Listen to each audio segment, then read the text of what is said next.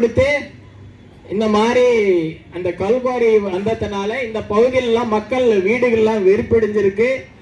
மயில்கள்லாம் வாழக்கூடிய மயில்கள்லாம் இங்கிருந்து இடம்பெறுது அப்படின்னு சொல்லிட்டு நாம அதை தடுத்து நிறுத்தணும். தற்போது அதுக்கு அனுமதி கொடுத்திருக்காங்க. அனுமதி கொடுத்ததுனால இன்னும் இருக்கிற அந்த மலையை உடைக்க பாக்குறாங்க. அங்க இருக்கிற மலை உடைஞ்சா அந்த கோயில் அழியும். அந்த கோயிலை சுத்தி ஒரு 3-4 கோயில்கள் அந்த மலையை சுத்தி இருக்கு. அந்த மலை அழிச்சா இன்னைக்கே மலை அழிச்சிடலாம், ஒரு வருஷத்துல அழிச்சிடலாம். அந்த மலையே மறுபடியும் கிடைக்க முடியுமா? இப்ப அந்த பகுதியில் விவசாயம் செய்யறீங்க, அந்த மலையில இருக்கிற ஊற்று நீர் தான் அந்த பகுதியில் இருக்கிறவங்க விவசாயத்துக்கு ஒரு உறுதுணையா இருக்கு. அழிக்கிறது ஈஸி, ஆனா உற்பத்தி பண்றது கடினம். இந்த மக்களுக்கு இன்னைக்கு மட்டும் வாழ்ந்தா போதும் நினைக்கிறாங்க. அடுத்த தலைமுறைகள் நல்லா இருக்கணும் அப்படின்ற எண்ணமே இல்லாம போயிடுச்சு. அந்த மலையில ரோடு போட்டு போயிருக்காங்க, எந்த அனுமதி இல்லாம. ஒரு ஃபாரஸ்ட்ல ஒரு மரம் வெட்டினா கூட கார்டு கிட்ட பர்மிஷன் வாங்கணும். அந்த மரத்தை வெட்டினா கூட ஒரு ஃபைன் போடுறாங்க, ஒரு மரத்தை வெட்டிட்டாருங்க. கிட்டத்தட்ட 500 மரத்துக்கு மேல வெட்டி காட்டுக்குள்ள வழி போட்டு போயிருக்காங்க. அது மட்டும் கிடையாது, அங்க போயிட்டு காட்டவே ஆக்கிரமிப்பு பண்ணிருக்காங்க. ஒரு விவசாயம் செய்யக்கூடிய இடத்துல கல்குவாரி வைக்கிறது எந்த விதத்தில் நியாயம்? அந்த விவசாயம் பண்ற மக்களை அந்த இடத்துல இருந்து அகற்ற போறதுக்கான ஒரு ஆரம்பம் தான் இது. அது மட்டும் இல்லாம எனக்கு ஒரு பொறுப்பாளர் ஒரு வீடியோ அமைச்சிருந்தார். அந்த பஞ்சாயத்து தலைவர் எல்லாம் 5 ரூபாய் 3 ரூபாய் 10 ரூபாய் அப்படின்னா 10 லட்சம் 5 லட்சம் 3 லட்சம் வாங்கிட்டாங்க. வாங்கிட்டு எல்லாம் கையெழுத்து போட்டாங்க. ஆனா ஏன் தாலுகா ஆபீஸ்ல பஞ்சாயத்துல நான் இன்னும் கொடுக்கல அனுமதி அப்படின்றாங்க. அந்த வீடியோ இன்னும் சமூக வலைதளத்துல அந்த பகுதி மக்கள் கிட்ட எல்லாம் எல்லாருக்கும் போய் சேர்ந்துருக்கு. அந்த பகுதி மக்கள் இருக்கிறவங்க எல்லாம் அந்த வீடியோ பார்த்திருக்காங்க. நாம தேர்ந்தெடுத்திருக்கிற ஒரு தலைவர் நமக்கு நல்லது செய்வாருன்னு சொல்லி தேர்ந்தெடுத்தா, ஆனா இங்க 5 லட்சம் வாங்கியிருக்கோம், 3 லட்சம் வாங்கியிருக்கோம், 10 லட்சம் வாங்கியிருக்கான்னு அவரே வாய் மூலமா வாக்கு மூலம் கொடுத்திருக்காரு. அந்த வீடியோ மக்கள் கிட்ட எல்லா மக்களுக்கும் போயிருக்கு. ஆனா அந்த பஞ்சாயத்தில் இருக்கிற ஒருத்தரும் நீ எனக்காக வேலை செய்யறதுக்கு தலைவராக உன்னை தேர்ந்தெடுத்திருக்க, ஆனா நீ ஏன் லஞ்சம் வாங்கன்னு ஒருத்தர் கேட்கல. அப்படின்னா இது என்ன அர்த்தம்னா, தப்பு செய்யறவன பார்த்து நிற்கிறான் பாரு, அவன் தான் குற்றவாளி. அந்த பஞ்சாயத்தில் இருக்கிற தலைவர் காசு வாங்கினான்னு அர்த்தம். அந்த பஞ்சாயத்தில் சேர்ந்தவெல்லாம் அந்த கல்குவாரிக்காக காசு வாங்கினான்னு தான் அர்த்தம். தப்பு செய்யறதுக்கு தூண்டுதல். அடுத்த தலைமுறையில் அந்த மழை இருக்குமா? இன்னைக்கு ஒரு விநாயகர் கோசம் கல்குவாரிங்க 10,000 20,000 வாங்கி விநாயகர் வைக்கிறீங்க. அடுத்த விநாயகருக்கு அவன் காசு கொடுப்பானா? இன்னைக்கு அவன் காரியம் ஆகணும்னு 20,000 30,000 விநாயகர் வாங்கி வைக்கிறீங்க. ஒரு விநாயகர் வாங்குறதுக்கு கூட நம்ம கிட்ட கை காசு போட்டு விநாயகர் வைக்க முடியல. இதெல்லாம் காலகாலமா இந்த அரசியல்வாதிகள் கோயில் கட்டுறேன், உனக்கு அது பண்றேன், கோயிலுக்கு நிதி கொடுக்குறேன், இதே மாதிரிதான் இந்த கோயிலெல்லாம் அழிக்கிறது. இந்த மலைகளெல்லாம் அழிக்கிறது இந்த கோயிலை மட்டும்தான் பயன்படுத்துறாங்க.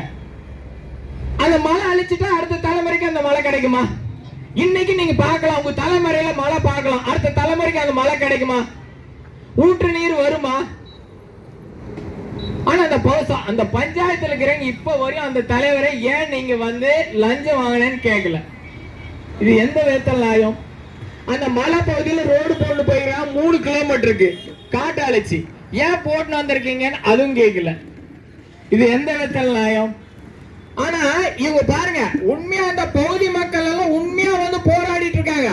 அந்த பகுதிக்கு பாதிப்பு, என் தலைமுறைக்கு பாதிப்பு, விவசாயத்துக்கு பாதிப்பு அப்படின்னு சொல்லிட்டு பஞ்சாயத்துல உள்ளிருப்பு போராட்டம் மறியல் பண்ணிருக்காங்க, மனு கொடுத்திருக்காங்க, எத்தனையோ மனு கொடுத்திருக்காங்க, தாசில்தார்கிட்ட போய் பேசியிருக்காங்க. ஆனா இப்ப வரையும் அந்த அரசாங்கமோ தாலுகா ஆபீஸோ யாருமே இந்த மக்கள் குரலை ஏத்துக்கல.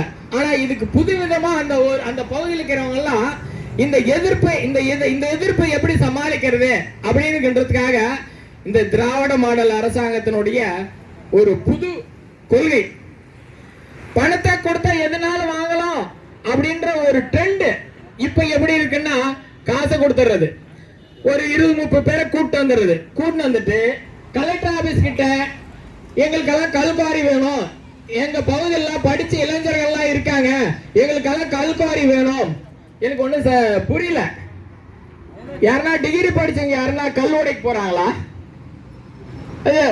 அவரு சொன்னால யாருன்னு பார்த்துட்டேன், அவருடைய பேக்ரவுண்ட் எல்லாம் பார்த்தேன். சீட் ஆடுறது சும்மா அப்படியே ஒரு நாள் ட்ரெண்ட், ஒரு நாள் கூத்து, அந்த கணக்கு. அவரு அராஜகத்தின் அடிப்படையில் செயல்படுற அடியாட்கள் இவங்க எல்லாமே அன்னைக்கு தாலுகா ஆபீஸ் போனதெல்லாம் அப்படியே அந்த மக்கள் எல்லாம் கிட்டத்தட்ட 100 பேர் கூட வந்தாங்க. அப்படியே வளைக்கிறாங்க ஒருத்தரா. இந்த மீடியாக்காரர் யாருன்னா போய் கேட்டக்கூடாது, நீங்க எந்த ஊர்ல வந்திருக்கீங்க, யார் கூட்டு வந்தா அப்படின்னு, காசு கொடுத்தா வந்துட்டேன்னு சொல்லிட்டா அசிங்கமா போயிடுமில்ல. அப்படியே வளைக்கிறாங்க அத்தனை பேரும். அந்த ஊர்ல பாதிப்புன்னு 4 பேர் பேசும்போது உனக்கு 100-200 கோசரம் நீ அங்க போய் நிக்கிறே, உனக்கு கொள்கை இல்லையா, கோட்பாடு இல்லையா? இது எங்க போய் நிக்க போகுது? இது சமுதாயமா? இது கட்டின பொட்டாடிக்கு தன்னுடைய உழைப்புல பூ வாங்கி கொடுக்கலாம். இது என்ன கணக்குன்னு தான் தெரியல. இது என்ன கணக்கு? கல்குவாரிக்காரன் காசு கொடுக்கறான்னு சொல்லிட்டு அந்த கல்குவாரிக்காக பாதிப்பு இருக்கிற போராடக்கூடிய மக்களை நீங்க அடிக்க போறீங்களே, உங்களுக்கு கொஞ்சம் கூட மனசாட்சி இல்ல? அந்த உண்மையா போராடக்கூடிய மக்களை அசிங்கப்படுத்துறீங்களே, உங்களுடைய தலைமுறை உங்களுக்கு நல்லது செய்யுமா?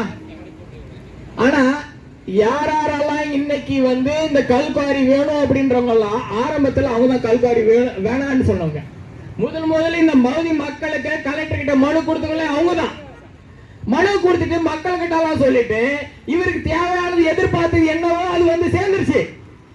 சேர்ந்த உடனே காசு வந்த உடனே அப்படியே பிளேட்டை மாத்துறாரு. உனக்கு காசு தான் முக்கியம், உழைச்சி சம்பாரி. எவனோ ஊரை அழிக்கிறதுக்கோசரம் ஒரு விஷயத்தை எடுத்துட்டு புகுத்துறேன். உழைக்கணுமா இல்லையா? உழைச்சாதான் காசு. இன்னைக்கு கொடுப்பான், மழை இருக்கிற வரையும் கொடுப்பான். மழை அழிச்சிட்டா 2 வருஷத்துல அழிச்சிட்டு போயிடும் மழை. அடுத்த வருஷம் என்ன பண்ணுவேன்? உன்னாலதான் அழிஞ்சுன்னு அந்த பகுதியில் இருக்கிற மக்கள் சொன்னா உங்க சங்கதிகள் நல்லா இருக்குமா? இதுல அடியாட்களை வச்சு அடிக்கிறது வேற. அடிச்சுட்டா போராடக்கூடிய மக்கள் பயந்துருவாங்கன்றது முட்டாள்தனம். நாம ஒண்ணு தெளிவா புரிஞ்சுக்கணும். மக்கள் இயற்கை வளத்தை பாதுகாக்கக்கூடிய போராடக்கூடிய மக்களுக்கு இப்ப இருக்கிற மக்கள் ஆதரவு தெரிவிக்கணும்.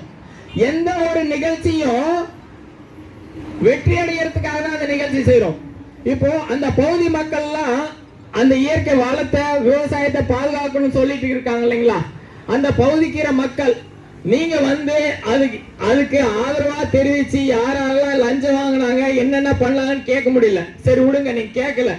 அட்லீஸ்ட் இந்த பகுதியில பாதிப்பு இருக்குன்னு போராடக்கூடிய மக்களுக்கு அட்லீஸ்ட் ஆதரவா கொடுக்கணுமா இல்லையா?